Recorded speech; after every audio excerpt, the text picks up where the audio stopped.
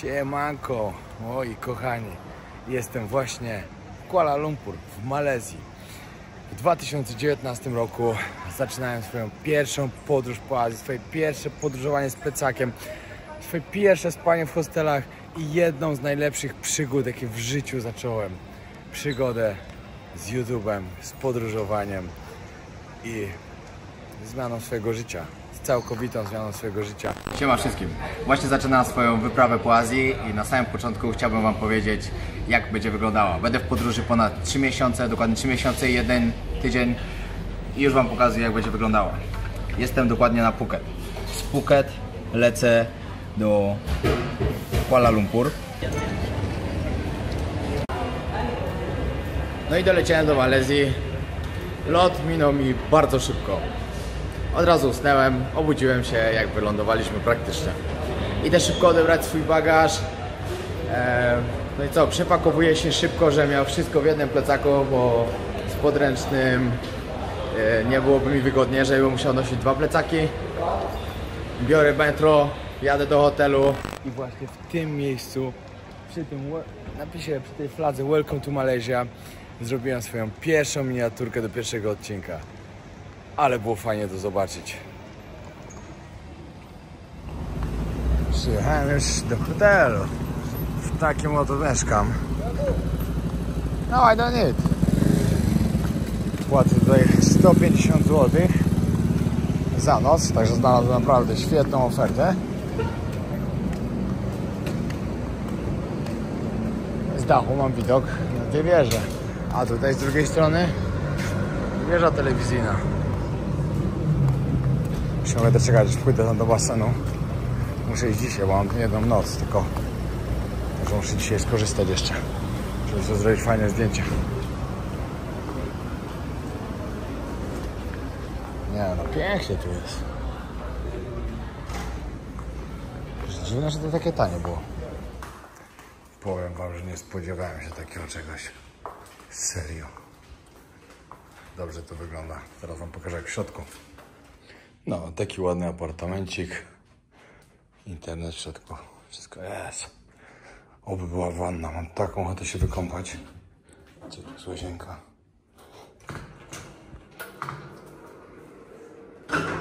Kurde nie, jest prysznic. No trudno. Za 150 zł w takim miejscu lepiej nie mogłem trafić. No i nareszcie dotarłem do mojego pokoju. Mam dolne kojo w całym centrum Kuala Lumpur. Także nie mogę narzekać. Za 3 noce dałem 55 zł. Myślę, że bardzo fajnie. W takim wieżowcu mieszkam na 32 piętrze. Byłem na górze, bo na 51 piętrze mamy basen z widokiem na 2 wieże. O, 2 wieże są zgaszone. Bez sensu mi tam iść w ogóle, bo myślałem, że tam pójdę sobie zrobić ładne zdjęcie. No ale są przede mną.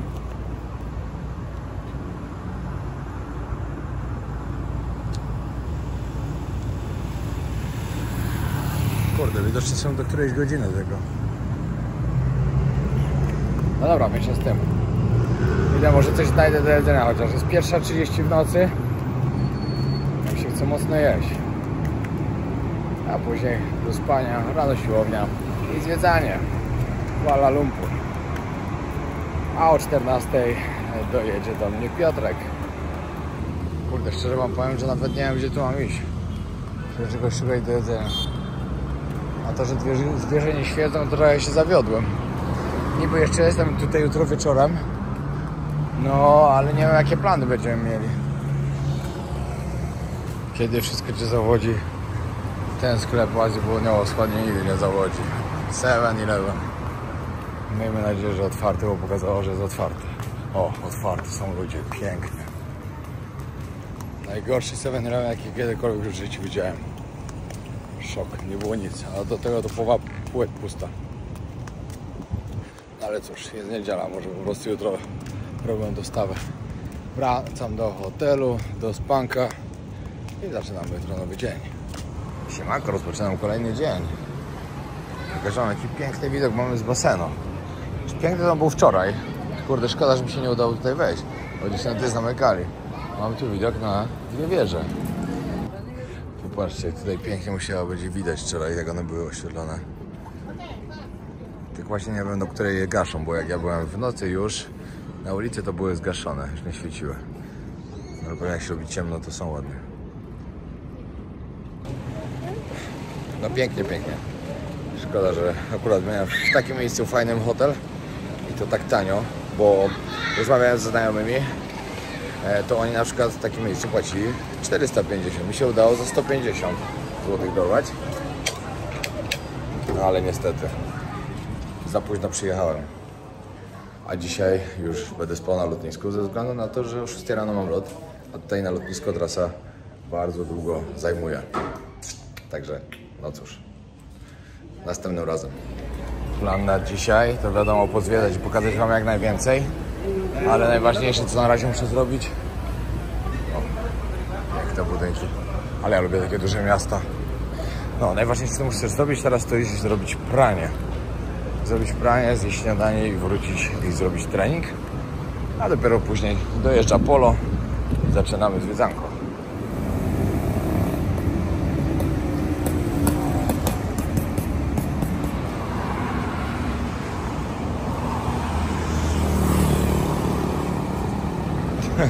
Jestem mistrzem, właśnie się kapnąłem, że idę w tą stronę w ogóle. No ale tyle dobrze, że tu jest tak dużo tych wszystkich plani, że po prostu już pójdę do kolejnej. Nie, nawet naprawdę ciężko mi jest to opisać, jak się cieszę, że tutaj jestem. Ze względu na to, że ja tutaj przyjechałem całkiem przypadkiem. Ja nie planowałem, żeby tu przyjechać, bo moim celem było Brunei, a ze względu na to, że można tam lecieć tutaj tylko przez to, żeby przelecieć właśnie przez Kuala Lumpur. No dobra, zostanę sobie. Fajnie wyszło, naprawdę fajnie wyszło. Powróciły wspomnienia. I to piękne wspomnienia. Jak ktoś z was nie oglądał pierwszej serii po Azji mojej, to naprawdę polecam, żebyście mogli zobaczyć, jak duża jest różnica z tego, co nagrywałem wtedy, co nagrywam teraz. I przede wszystkim z tego, jak się to wszystko zmieniło. Jakość tych filmów i tak dalej. Wiecie, ja wtedy się dopiero tego uczyłem wszystkiego. Nie tak jak teraz. Przecież się cały czas uczę i będę się jeszcze długo pewnie uczył, ale no ale różnica jest na pewno. Zaczynam trzeci dzień mojej podróży w Kuala Lumpur w Malezji. Rano zrobiłem sobie trochę siłowni. Teraz idę szukać czegoś do jedzenia na obiad. Ale szczerze, nie ma tu co robić. Kuala Lumpur jest fajne na 2 dni. Tak naprawdę jakbym chciał te wszystkie atrakcje oblecieć, to nawet by mi starczył jeden dzień od rana do wieczora. Ale okej, 2 dni wystarczająco. Nieraz ludzie się też zastanawiają, ile czasu warto tutaj spędzić właśnie jak się przyjeżdża do takiego Kuala Lumpur. Bo zostawiałem też takie pytania kiedyś, co moim zdaniem 2 noce, 3 dni, 2 noce to jest wystarczająco. Nawet jak macie 2 pełne dni, to też wystarczy. No i moi kochani, 2 wieże w Kuala Lumpur, 2 najbardziej znane wieże, wizytówka tego miasta i wizytówka, a może nie wiem czy Malezji, wizytówka Kuala Lumpur na pewno. Znalazłem taką lokalną knajpkę, pójdę sobie tam zjeść, a musicie wiedzieć o tym, że w Malezji żyje około 34 miliony ludzi, plus minus oczywiście.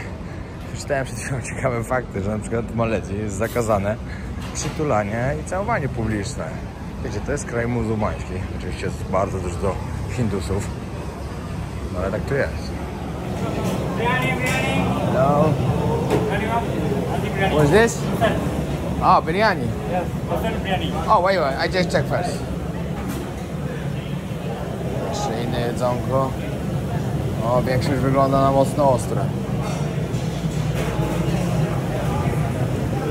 Ale ciekawe. A, to jest taki food court.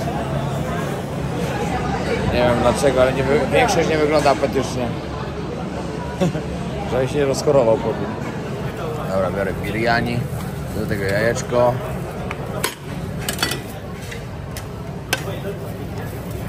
And 1 chicken. Czekaj, że to nie będzie ostre wszystko. No, what's this? Brown. Ah, no problem, no problem. Just chicken. Onion chicken. Um, Onion chicken, spicy chicken. Which one better? Sweet and spicy. Sweet, sweet.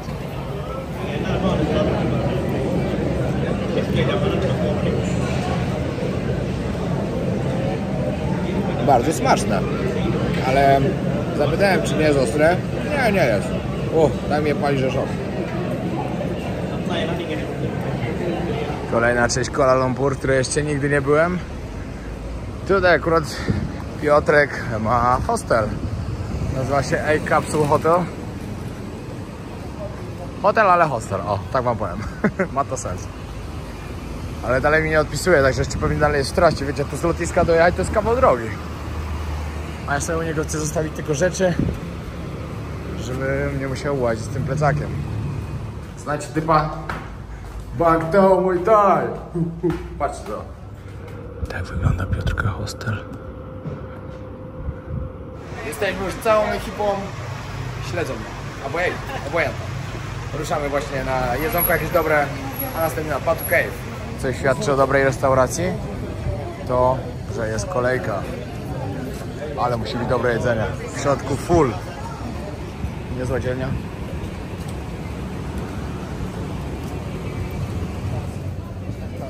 O, tutaj coś ciekawego sprzedają też. A na słodko coś.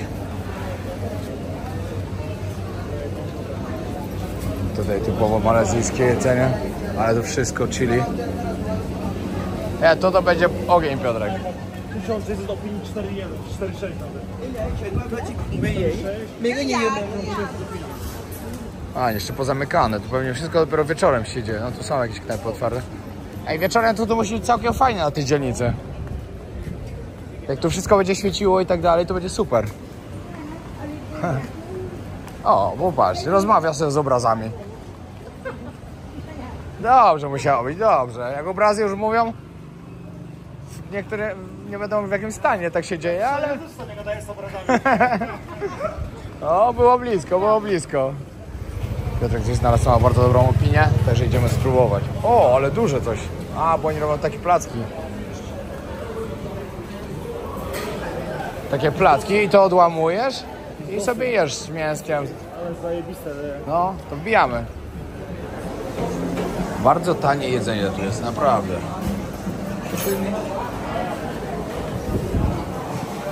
Chciałbym zobaczyć, jak oni robią te wielkie te placki. Ciekawe, czy mi się uda tam wejść. Takiego placuszka nam dali. Malutkiego. Ewelina, jakbyś mogła trzymać, my sobie będziemy jeść. Pineapple lassi. Oni mają mango lassi. Tutaj mamy double cheese pan, butter chicken, chicken masala. Witamy w Indiach. Garlic naan jeszcze. Za każdym razem, kiedy bierzesz garlic czy naan czy coś, to ci dają to takim sosie no od razu. Przypomina mi się to właśnie, jak jedliśmy w Indiach w jednej świątyni na takich blachach. Jedzenie. Ale wygląda bardzo dobrze i jest smaczne. Wiecie, co świadczy o tym, że tak zostaje? Jedzone prawie wszystko? O tym, że to było 10 na 10. Po prostu pyszne jedzenie. Pyszne. Bardzo polecamy. Czekajcie. Powiem wam, jak to się nazywa. Naprawdę będziecie w Malezji, w Kuala Lumpur. Restaurant TG, no S. Pyszne, po prostu pyszne. No i jedziemy teraz do Batu Cave. Sprawdziliśmy cenę. To bardziej nam się opłacało jechać grabem niż pociągiem, niż metrem. I dużo szybciej zdecydowanie pewnie będzie. Coś tu się właśnie dzieje, tyle wojska przyjechało i tak dalej, idą za jakimś chłopem. Ktoś bardzo ważny. Kurde, chciałem polatać dronem, ale widzę, że jak tu taka akcja się dzieje, to nawet nie pozwolą na to. A o co tutaj? No wejść można, ale mówię, że dronem chciałem polatać, jak tu tyle wojska i tego. Jakbym odpalił drona, to by były kłopoty dłużej, wydaje mi się.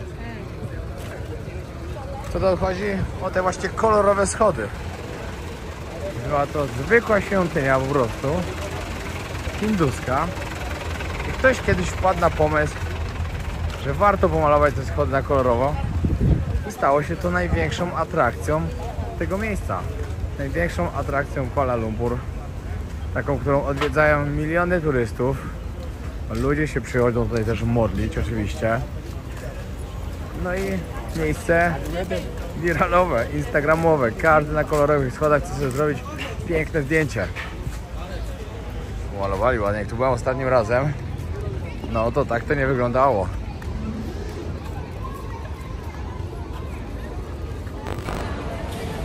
Im jestem bliżej, tym pomnik jest coraz większy. Naprawdę robi duże wrażenie. Całkiem fajnie wygląda. Jeśli będziecie mieli okazję, będziecie w Kuala Lumpur, przyjedźcie tu odwiedzić. Wejście tutaj jest za darmo. Trzeba tylko dojechać metrem. Pół godziny. Metro nie jest drogie. A teraz najgorsze przede mną. Muszę pokonać 272 schody. I to strome schody tak naprawdę. No, pocę się na samą myśl. Kolejne miejsce, które jest dla mnie wyjątkowe pod tym względem, że tutaj też kręciłem albo pierwszy swój odcinek, albo drugi swój odcinek z tej podróży po Azji. Jakie to są dobre wspomnienia. Wiecie jak to jest? Każdy ma na pewno jakieś takie miejsce swoje na świecie, gdzie jak wróci, też mu się w sercu tak ciepło robi. No i ja wczoraj zauważyłem, że dla mnie takim miejscem było Kuala Lumpur. I powrót do tego miejsca, gdzie to się wszystko zaczęło. Znaczy wszystko się zaczęło w Tajlandii. Ale tu się zaczęła moja pierwsza podróż po Azji, która była przełomowa. Która była zapalnikiem dla tego kanału i to jest niesamowite. Wiecie, tutaj trzeba też uważać, bo nie, że pełno gołębi jest, mogą was osrać, że tak brzydko powiem. To jeszcze tu się pełno małp kręci. Małpy są złośliwe. Jeśli komuś się wydaje, że małpy są fajne, to znaczy, że nigdy nie miał do czynienia z małpami. Małpy są złośliwe, a w Tajlandii musicie bardzo na przykład uważać na te małpy, bo są chore. Mają wściekliznę, gdzie trzeba mieć 3 zastrzyki przeciwko wściekliźnie, które są podobno bardzo bolesne. Także lepiej uważać na te słodkie małpki. Robi wrażenie. W ogóle idą już takie chmury, że nie wiadomo, czy nie będzie padało, także musimy szybko się dostać tam na górę, pokręcić. Chcę tego drona odpalić, ale powiem wam, że naprawdę jak tyle tutaj policji jest, to mam lekkie obawy. Mam nowego drona, jeszcze ani raz nim nie przeleciałem. Czyli trochę bym się zdenerwował, jakby mi go wzięli.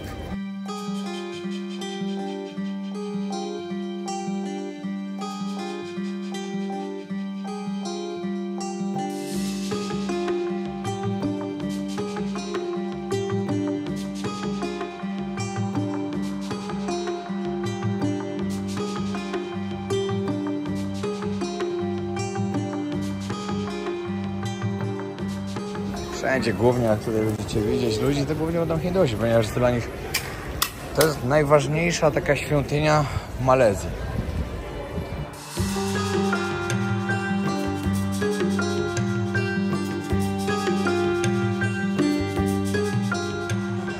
Ale wrócił już do Indii znowu. Ale Indie mają coś do siebie takiego, że jak tam się jest, to się chce wyjechać, a tylko się wyjedzie, to już bym znowu pojechał. Kolejnym razem jak pojedziemy do Indii, to będziemy zwiedzić południe, bo północ pokazaliśmy już 2 razy, a teraz czas pokazać te ładne Indie, czyli południe. Teraz może przydałoby się podać wam parę ciekawych informacji. Kto to w ogóle jest? Jest to Morongo. Jest to jeden z bóstw hinduskich. Ma 42,7 metra. Jest to 3. najwyższy na świecie posąg bóstwa właśnie. Lecimy dalej. Dlatego wam mówiłem, że to jest takie bardzo ważne miejsce dla nich, dla Hindusów. Tutaj schody, które prowadzą, schody pomalowali dopiero na takie kolory w 2018 roku i po prostu zrobiło to wielki szał i dlatego stało się taką atrakcją, no bo jakby nie patrzeć, no to całkiem fajnie to wygląda. Do 2018 one po prostu były zwykłe, szare, a myślę, że te kolory na pewno przyciągają ludzi. Fajnie to wygląda, nie ma co gadać. Dokładnie, czy jest? Są dokładnie 272 schody. Na górze, jak dojdziemy do jaskini, będziemy 100 metrów nad poziomem. Tutaj, tym. 100 metrów przewyższenia będzie. I tam do jaskini można wejść właśnie i zobaczyć, jak wygląda świątynia. Dlatego czekamy na Pola już pół godziny. Poszedł gdzieś i nie wraca za potrzebą. Nie wiem, gdzie on jest. Mam nadzieję, że nie jest już na górze i że to nie on czeka tam na nas. O, małpy atakują ludzi. Trzeba to na nie uważać, bo jest strasznie złośliwe. Wbijamy do góry. Polo się chyba gdzieś zgubił, nie możemy go kompletnie znaleźć. Także myślimy, że może jest na górze. Oby było na górze, ale to się okaże. Trzeba zostawić buty. Później jest losowanie, wiadomo, bierzecie najlepsze. Nie. Co ty, ja to biorę do ręki. Na bank by ktoś złowił później klapki. O, i wiecie co się okazało? Piotrek właśnie schodził z góry. Nie zauważył nas na dole. Myślał, że jesteśmy na górze i sobie poszedł. Czekał tam pół godziny na nas, my pół godziny na niego na dole. I spotkaliśmy się na schodach. Jak on stwierdził, że w końcu schodzi, i my stwierdziliśmy, że w końcu wchodzimy do góry. Że nie czekamy dłużej. Normalna akcja. Ja nie jestem. Nie chcę teraz sam wracać do domu. Im wyżej jesteśmy, to więcej małp tu jest. To chwilę coś ludziom biorą.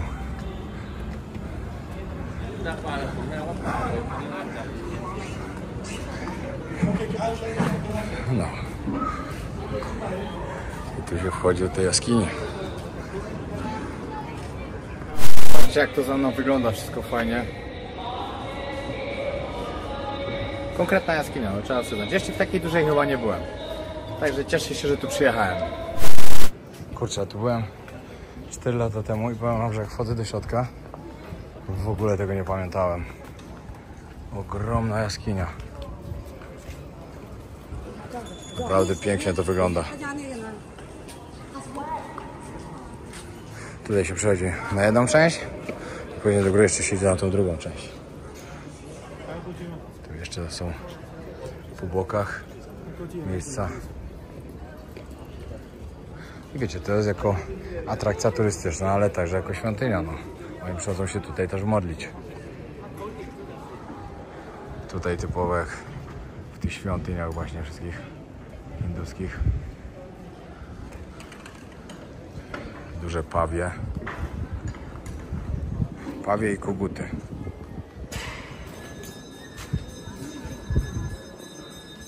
Ogromna jaskinia.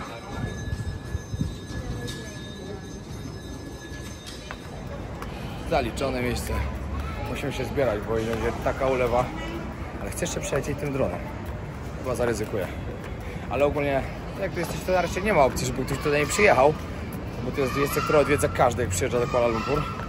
A jak ktoś nie był, no to coś jest z tobą nie tak. Chociaż na pewno są takie osoby. Ale warto to zobaczyć. No to i dwie wieże, no to wiadomo, no. Główne miejsca tutaj. Ale jest też dużo innych fajnych, które postaramy wam się pokazać, jeżeli się pogoda nie zepsuje już całkowicie. Tutaj Malezja, Kuala Lumpur dokładnie, to jest miejsce, jak ktoś podróżuje po Azji, no to przeważnie lot będzie przez Kuala Lumpur. Albo Bangkok, Bangkok to zawsze prawie, ale może też przez Kuala Lumpur. Także uważam, że warto sobie zrobić takie międzylądowanie jednodniowe, mało posiczają i odwiedzić. Kurde, na nie też tu trzeba uważać. I pamiętajcie o tym, że jutro lecę do Brunei, Królestwa Brunei, 112 kraju ONZ, 130 ONZ+, które odwiedza jak na razie.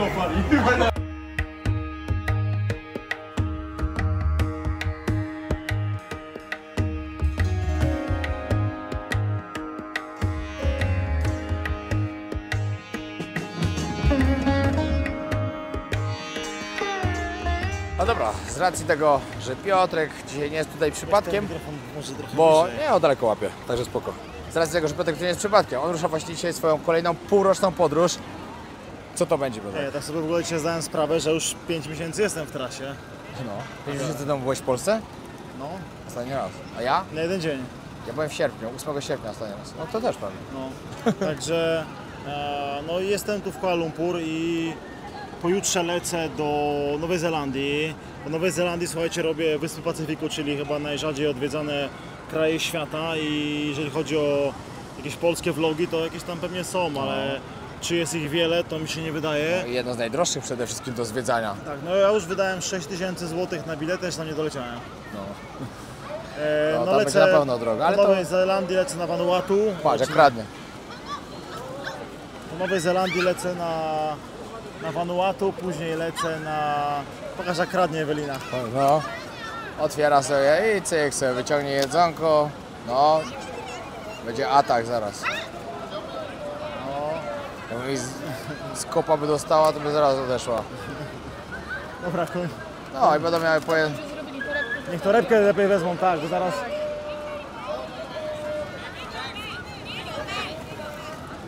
A torebkę zostawiły. Mądre, co? No. Pa, atakują. Dobra, słuchajcie, po Nowej Zelandii. No dobra, dobra. Do Nowej Zelandii lecę na Vanuatu, następnie lecę na Wyspy Salomona, później lecę na Fidżi i najprawdopodobniej w zależności od dostępności biletów będę leciał albo na Kiribati, albo Tonga, albo Samoa i później przez chyba Polinezję albo przez Hawaje polecę do Stanów Zjednoczonych No. i później chcę zrobić Belizę, potem chcę pożyczyć katamaran na 6 tygodni, zrobić Karaiby. I Ile później- wysp karaibskich? Zobaczymy ile się uda, a później będę chciał zrobić Wenezuelę, Gujanę i możliwe, że Brazylię, żeby podszkolić sobie język Portugalski. i później wrócę do Europy jakoś w, nie wiem, lipcu, no w lipcu chyba mniej więcej, tak mi się wydaje. Za jakieś 6 miesięcy będę, No, to się zobaczymy pewnie w lipcu. tak więc... Dawaj na moi drodzy, Tomorrowland. Zapraszam najlepiej. do mnie na kanał Piotr Polo-Przywarski. Ja też zapraszam serdecznie do Pola. Z Polem podróżowaliśmy bardzo dużo już razem. Będzie na pewno jeszcze tego więcej kiedyś. Ostatnia Afryka na maksa udana. Oj. Uwaga na gołębie. Czekaj, idziemy. No. To ja was jeszcze raz zaproszę. Wbijajcie Piotr Polo-Przywarski Dzięki. na YouTube'a, na Instagramka, gdziekolwiek chcecie. I Gdzieś się podpinaj śledźcie linki. Pola podróże. Dokładnie tak. No i trzeba się zbierać. Zaczyna właśnie padać. Ale najważniejsze nam się udało zobaczyć. Teraz pojedziemy do hostelu. Jakaś kawka, obiadek, przeczekamy sobie i później ruszamy dalej na zwiedzanie. Oni wiedzą, że zaraz będzie mocno lało. Wszystko już zasłaniają. Przekąski induskie. Chociaż tutaj hinduskie, bo to jest hinduska świątynia. Ale pamiętajcie, jak mówicie, jak jesteście w Indiach, nie każdy jest Hindusem, bo nie każdy tam wyznaje Hindu. Dlatego dla mieszkańców Indii mówi się Indusi, a nie Hindusi. Takie mała ciekawostka. No, może każdy nie wiedzieć, no. Ja kiedyś też nie wiedziałem. No i się rozlało konkretnie. Dalej czekamy na taksę. No zaraz powinna być, tylko w tych korkach to wiadomo jak to. Opóźnienie duże. Mam nadzieję, że to poleje i przestanie, bo naprawdę jeszcze coś bym wam chciał tutaj pokazać.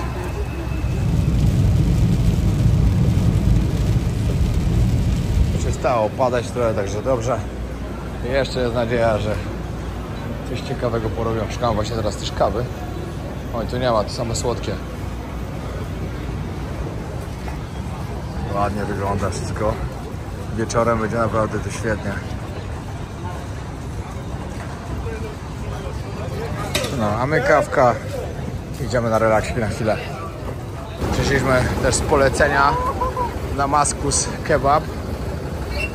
Damaszek. I patrzcie, nieźle wygląda. Mięsko wygląda bardzo apetycznie. Powiem wam tak. Restauracja Damaskus 10 na 10. No totalnie pyszne jedzenie.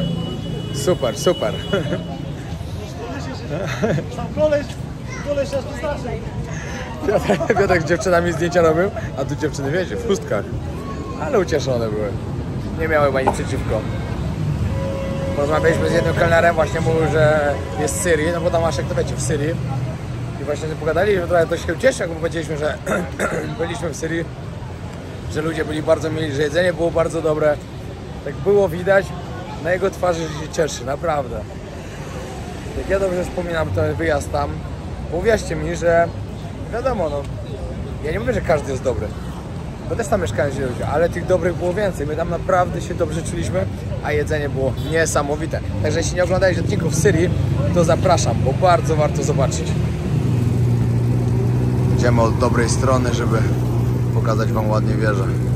I to, że mi się wczoraj nie udało ich zobaczyć z basenu, który specjalnie wziąłem hotel, żeby można było ładne zdjęcie zrobić. No, jestem bardzo zawiedziony, no ale trudno. Idziemy trochę dalej, gdzie będzie lepszy widok. Ale robi wrażenie, nie ma co.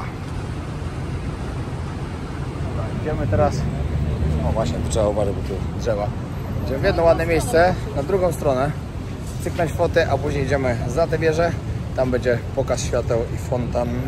Tam, gdzie kiedyś byłem, miałem zdjęcie i chcę zrobić drugie, takie samo, takie porównanie 2019 i 2024.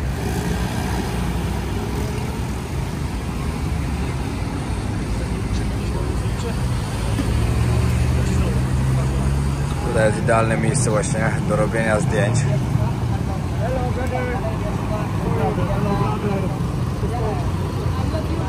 Piotrek robi fotę.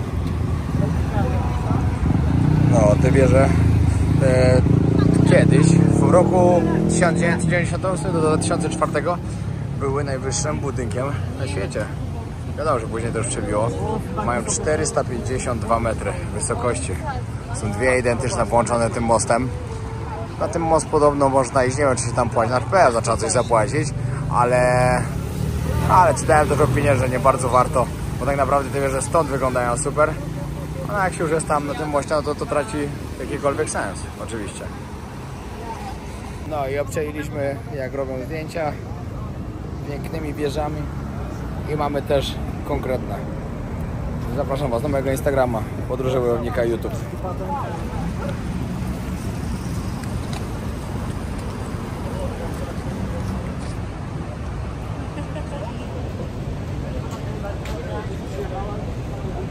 Wielki smog, bo się zbliża chiński Nowy Rok za parę dni i jest piękny pokaz.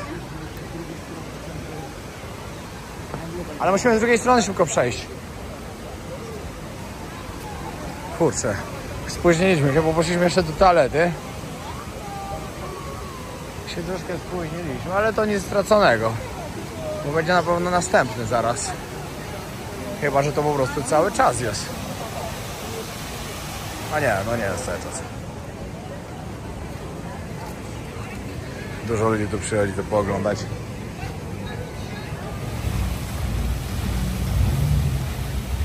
Wiadomo, no nie umywa się to do Dubaju, jakie tam są pokazy, ale też to jest ładne. To jest moje zdjęcie z 2019 roku i teraz chcę zrobić takie samo dokładnie. Tutaj oczywiście pod wieżami. I będzie fajne porównanie. Tyk. Teraz od 10 minut jest cały czas tak samo, dlatego się stąd zawijam. Jak na razie bardzo mi się tu podoba. Nie ma jakiegoś takiego mega szału. Wiedziałem, że Malezja będzie krajem, który będzie z tej dolnej półki, ale jest spoko. Jest dużo lepiej niż myślałem. To było naprawdę pięknie, także polecam Wam bardzo serdecznie tutaj sobie wieczorem przyjść, zrobić piękne zdjęcie z wieżami Patronos. Widzicie, ile ludzi przyjdzie? I tak nie jest tak dużo, jak sądziłem, że będzie. Myślałem, że ludzie będą wszędzie, a tak naprawdę można sobie spokojnie usiąść w parku, bo tutaj jest właśnie park za nami i sobie pooglądać. Tylko pamiętajcie, że tam, gdzie robicie zdjęcia, to stoicie przed wieżami, musicie przejść przez centrum handlowe, żeby wyjść tutaj właśnie do tyłu. Kolejne instagramowe miejsce, gdzie ludzie sobie przychodzą robić zdjęcia. Ten świecący most. No i tutaj w środku są ludzie właśnie zdjęcia robią, mu ładnie świeci. A dodatkowo z tej strony dwie wieże. Wiecie w ogóle, jak to są pasy porobione? Nie macie pasów tylko tak jak u nas, tylko też macie przez środek skrzyżowania. Nagle wszystkim zapala się czerwone i z każdej strony ludzie mogą przechodzić na pasach w każdą stronę, gdzie chcą iść. Jak w Japonii takie rozwiązanie. Tylko tam widziałem to w pierwszym miejscu właśnie, no i teraz tutaj też. I patrzcie, z każdej strony ludzie idą przez środek.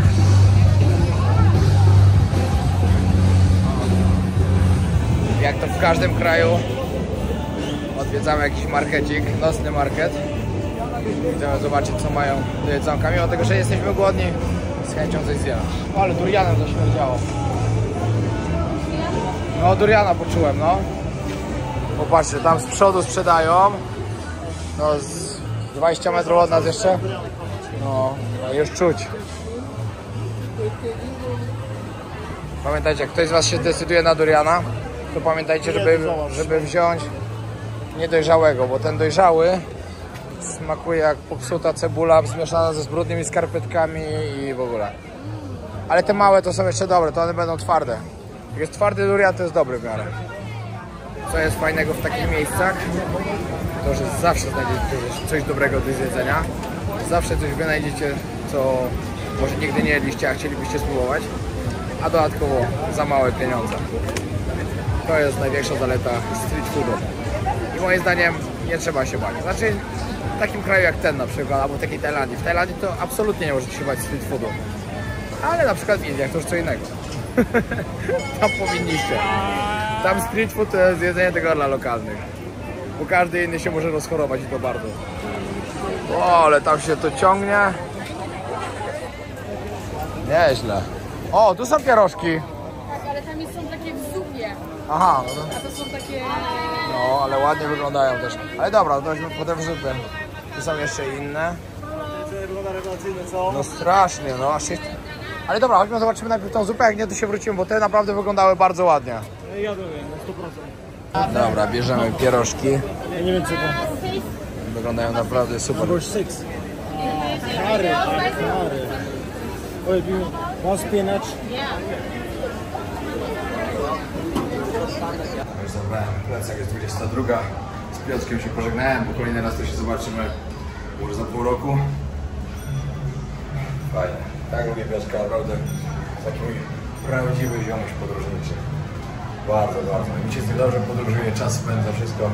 Super chłop. No, czekam na taksę i jadę na lotnisko. Normalnie bym pojechał pociągiem w tą stronę, ale z racji tego, że sprawdziłem graba, wychodzi mnie tyle samo, a mam dużo czasu, jadę się grabem. No, jestem już na lotnisku. Jednodniowy przystanek Kuala Lumpur. Idealny pomysł to był. Naprawdę. Bo wiecie co, jak tu byłem ostatnim razem, to podchodziłem do tego miasta tak... tak średnio jest. No kurde, zamknięte wszystko. Ciekawe, czy mnie wpuszczą na terminal. No tak powiedziałem średnio. A dzisiaj, jak zobaczyłem to miasto z takiej innej strony i tak jak się rozwinęło, może nie wiem, może też tyle tak było, ale ja nie wiedziałem nic o tym. Bardzo mi się podobało. I mam nadzieję, że może w przyszłym roku, może za 2 lata znowu tutaj wrócę. Bo naprawdę bardzo warto. A z Tajlandii dolecieć do Kuala Lumpur. Szybki samolot i się jest na miejscu. Tak się jeździ na lotnisku. Zapytałem się pana, czy jedzie tam do końca. O, wyjadę. Mogę jechać z tobą? Jasne. 5:55. Za 35 minut odlatuje mój samolot. Także idę już do bramki. No, powiem wam, że dobrze pospałem, jestem wyspany. Jeszcze dośpię teraz 2 godziny w samolocie i będzie elegancko. Dolecę do Brunei. Dokładnie do Królestwa Brunei. No i właśnie wylądowałem w Królestwie Brunei. Trasa wyminęła bardzo szybko. Praktycznie przespałem cały lot, także super. Na kolejny odcinek właśnie zapraszam. Z tego miejsca zrobię dla Was 2 odcinki. No, także zapraszam i pamiętajcie o tym, że zostawić subskrypcję. Dzięki wielkie, pozdrawiam.